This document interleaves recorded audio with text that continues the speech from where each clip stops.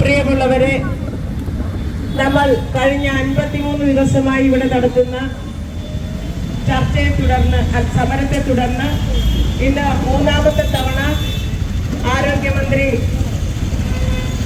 വിളിച്ചു ചേർത്ത ചർച്ചയിൽ മറ്റ് ട്രേഡ് യൂണിയനുകളെ കൂടി ഉൾപ്പെടുത്തിയിരുന്നു. ഓൺലൈനായി ധനകാര്യമന്ത്രിയും ആ ചർച്ചയിൽ പങ്കെടുത്തു. 2 മിനിറ്റാണ് അദ്ദേഹം ആ ചർച്ചയിൽ പങ്കെടുത്ത് കൊണ്ട് സംസാരിച്ചത്.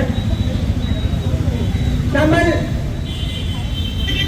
ഉയർത്തിയ ഡിമാൻഡിനെ സംബന്ധിച്ച് മാത്രമല്ല, ആശാവർക്കർമാർ അനുഭവിച്ചുകൊണ്ടിരിക്കുന്ന ആകമാന പ്രശ്നങ്ങളെ കുറിച്ചാണ് കൂടി ഉൾപ്പെടുത്തിയാണ് അവിടെ ചർച്ച നടന്നത്. ഒടുവിൽ നമുക്ക് നമ്മുടെ ഡിമാൻഡുകളിന്മേൽ ചർച്ച ചെയ്യണമെന്ന് അവരോട് ആവശ്യപ്പെടേണ്ടി വന്നു. അതിന്റെ അടിസ്ഥാനത്തിൽ ഒരു പ്രപ്പോസൽ വെക്കാൻ നമ്മൾ മനസ്സിലാക്കേണ്ടുന്നത്, നമ്മൾ ഈ നടത്തിക്കൊണ്ടിരുന്ന സമരത്തിന്റെ അടിസ്ഥാനത്തിൽ ഇന്ന് വരെ ഒരു പ്രപ്പോസൽ വെക്കാൻ, ഈ മീറ്റിംഗിലും ഒരു പ്രപ്പോസൽ വെക്കാൻ മന്ത്രിക്ക് കഴിഞ്ഞില്ല. ആരോഗ്യമന്ത്രിയും ധനകാര്യമന്ത്രിയും പറഞ്ഞത്, അവർ ആദ്യമേ പറഞ്ഞതുപോലെ തന്നെ വളരെയധികം പരിഗണനയിലാണ് ആശാവർക്കർമാരെ കാണുന്നത്, വളരെയധികം പരിഗണന കൊടുക്കുന്നുണ്ട്. പക്ഷെ എന്ത് ചെയ്യാനാണ്, ഇപ്പൊ തരാനായിട്ട് ഇപ്പോ ഓണറേറിയം വർദ്ധിപ്പിക്കുക എന്നുള്ളത് ഇപ്പോ നടപ്പാക്കാനേ കഴിയില്ല, ഞങ്ങൾ ആലോചിക്കാം എന്ന് ഒരു അഭിപ്രായമാണ് അവിടെ പറഞ്ഞത്. അതിനുശേഷം അവിടെ മറ്റ് ട്രേഡ് യൂണിയനുകളെല്ലാം കൂടി ഒരു കമ്മിറ്റി വെക്കുന്നതിനെ കുറിച്ച് മിനിസ്റ്റർ ഒരു പ്രപ്പോസൽ വെക്കുകയും, ഈ ചർച്ച നീണ്ടുപോകുമ്പോൾ മിനിസ്റ്റർ ഒരു പ്രപ്പോസൽ വെക്കുകയും മറ്റ് ട്രേഡ് യൂണിയൻ നേതാക്കന്മാരെല്ലാം അംഗീകരിക്കാൻ തയ്യാറാകുകയും ചെയ്തു. INTUC, CITU, AITUC, STU, INTUCയുടെ Shri ചന്ദ്രശേഖരനും CITUയുടെ Shri KN ഗോപിനാഥനും AITUCയുടെ Shri സജിലാലും STUവിന്റെ Rahmatullah ഈ നേതാക്കന്മാരോടൊപ്പം അവരുടെ മറ്റു നേതാക്കന്മാരും ഉണ്ടായിരുന്നു, യൂണിയനിലുള്ള നേതാക്കന്മാരും ഉണ്ടായിരുന്നു. അവരെല്ലാവരും തന്നെ ഈ കമ്മിറ്റി പ്രപ്പോസൽ അംഗീകരിക്കുവാൻ തയ്യാറായി. നമ്മൾ ആ കമ്മിറ്റി പ്രപ്പോസലിനോട് അതിനെ അംഗീകരിക്കാൻ തയ്യാറായില്ല. കാരണം ഓണറേറിയം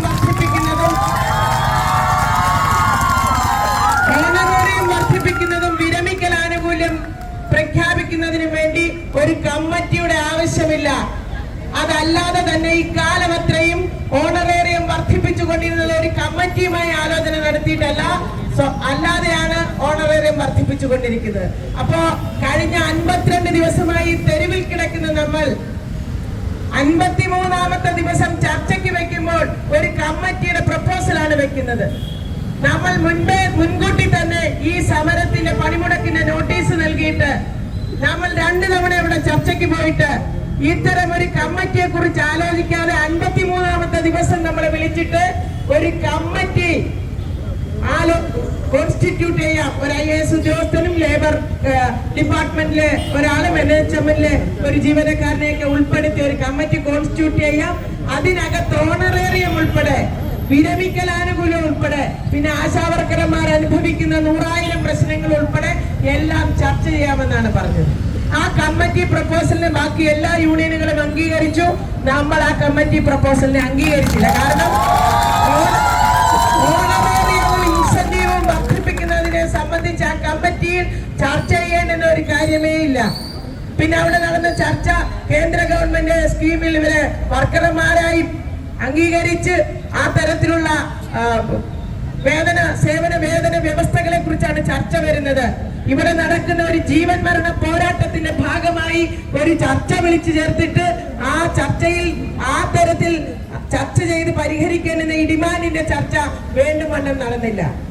അപ്പോഴും നമ്മുടെ ആരോഗ്യമന്ത്രി പറയുന്നത്, ഈ മിനിസ്റ്റർ നിങ്ങൾ സമരം അവിടെ നടത്തിക്കൊണ്ടിരിക്കുമ്പോഴും ഞങ്ങളാരും അങ്ങോട്ട് വന്നില്ലെങ്കിലും നിങ്ങളെ എല്ലാം വളരെ കരുതലോടെയാണ് ഞങ്ങൾ നോക്കിക്കൊണ്ടിരിക്കുന്നത്. കഴിഞ്ഞ 15 ദിവസമായി നിരാഹാരം കിടക്കുന്ന ഈ മനുഷ്യരെ നോക്കാൻ ഒരു ഡോക്ടറെ ഇതുവരെ എന്തുകൊണ്ടാണ് മിനിസ്റ്റർക്ക് നിയോഗിക്കാൻ കഴിയാതിരുന്നത് എന്ന് പറഞ്ഞപ്പോൾ മിനിസ്റ്റർ അന്തം വിട്ടുപോയി. അയ്യോ, ഡോക്ടർ വന്നില്ലേ, ഞങ്ങൾ അറിഞ്ഞില്ലല്ലോ.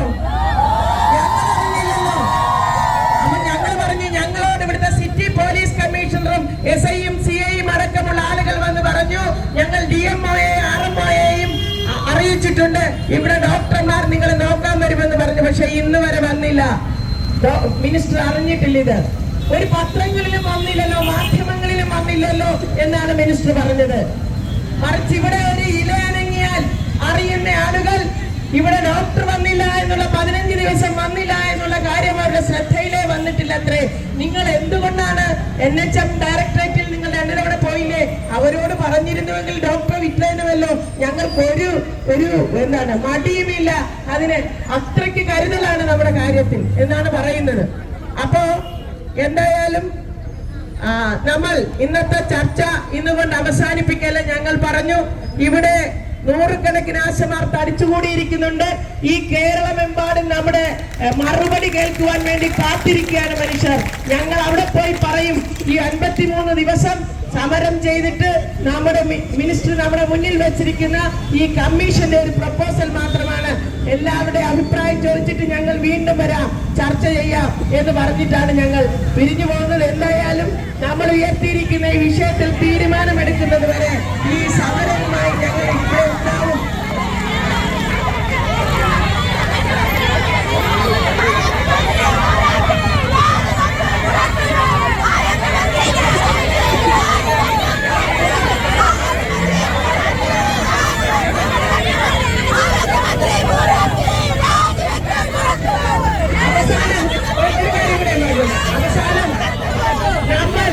നമ്മൾ അവരോട് അഭ്യർത്ഥിച്ചത് നിങ്ങളിപ്പോൾ ഒരു 3000 രൂപ വർദ്ധിപ്പിക്കുമെന്ന് പ്രഖ്യാപിക്കുമോ? അതിനുശേഷം കമ്മീഷൻ വെച്ച് പഠനം നടത്തിയിട്ട് ബാക്കി എത്ര രൂപ തരാമെന്ന് നിങ്ങൾക്ക് പറയാൻ കഴിയുമെന്ന് നമ്മൾ അവരോട് ആവശ്യപ്പെട്ടു. അയ്യോ, അത് എല്ലാ യൂണിയനുകളും ഒന്നു ചേർന്ന് മിനിസ്റ്ററോടൊപ്പം നിന്നിട്ട് അത് മിനിസ്റ്റർക്ക് മാത്രം തീരുമാനമെടുക്കാൻ കഴിയുന്ന കാര്യമാണോ? അത് എവിടെയെല്ലാം തലത്തിൽ ഏതെല്ലാം ചർച്ചകൾ നടത്തി എന്തെല്ലാം പ്രക്രിയകൾ കടന്നുപോയാലേ അത് നടത്താൻ കഴിയൂ. ഇതിനെല്ലാം ഞങ്ങൾ കൃത്യമായി അവിടെ മറുപടി കൊടുത്തിട്ടുണ്ട്. സാധാരണക്കാരൻ ഇത്തരത്തിലുള്ള ന്യായമായ കാര്യങ്ങൾ ചോദിക്കുമ്പോൾ കൊടുക്കാൻ സർക്കാരിന് പണമില്ല. അദാനിക്ക് വേണ്ടി ലിങ്ക് റോഡ് പണിയാൻ 1000 കോടിയൊക്കെ കൊടുക്കുന്നതിന് ഒരു ബുദ്ധിമുട്ടുമില്ല.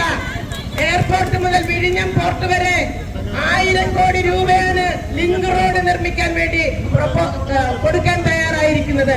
അങ്ങനെ 1000 കോടി ഇവിടുത്തെ മുതലാളിമാർക്ക് വേണ്ടി ചെലവഴിക്കുന്നതിന് സർക്കാരിന് സാമ്പത്തിക ബാധ്യതയില്ല. പാവം പിടിച്ച തൊഴിലാളികൾ എന്നാണ് പറയുന്നത്. നിങ്ങൾ 232 എന്ന് പറയരുത്. കാരണം 232 അല്ല കിട്ടുന്നത്, 10,000 രൂപ കിട്ടുന്നുണ്ട് ആശാവർക്കർമാർക്ക് മാസം.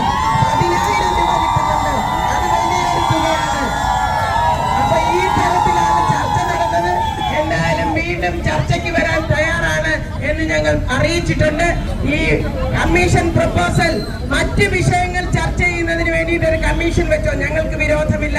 ആശാവർക്കർമാരെ തൊഴിലിനെ സംബന്ധിച്ച് മറ്റു കാര്യങ്ങളിൽ ഒരു പ്രപ്പോസൽ വെച്ചാൽ ആ കമ്മീഷനെ ഞങ്ങൾ അംഗീകരിക്കുന്നു. പക്ഷേ ഓണറേറിയവും ഇൻസെന്റീവും വർദ്ധിപ്പിക്കുന്ന ഓണറേറിയവും വിരമിക്കൽ ആനുകൂല്യം പ്രഖ്യാപിക്കുന്ന കാര്യത്തിൽ ഒരു കമ്മീഷന്റെ ആവശ്യമില്ല. സർക്കാർ അത് പ്രഖ്യാപിച്ചാൽ മതി. അപ്പൊ ആ ഒരു പ്രഖ്യാപനം ഉണ്ടാകണമെന്നുള്ളതാണ് ഞങ്ങളുടെ അഭ്യർത്ഥന എന്ന് പറഞ്ഞുകൊണ്ട് ഞങ്ങൾ അവിടുന്ന് ഇറങ്ങിപ്പോരുന്നു. ഇനി വീണ്ടും ഒരു ചർച്ച നടത്താമെന്ന് പറഞ്ഞിട്ടുണ്ട്. നമ്മളിവിടെ വന്ന് കൂടി ആലോചിച്ചിട്ട് ചെല്ലുക എന്നുള്ളതാണ് അവർ പറഞ്ഞിരിക്കുന്നത്.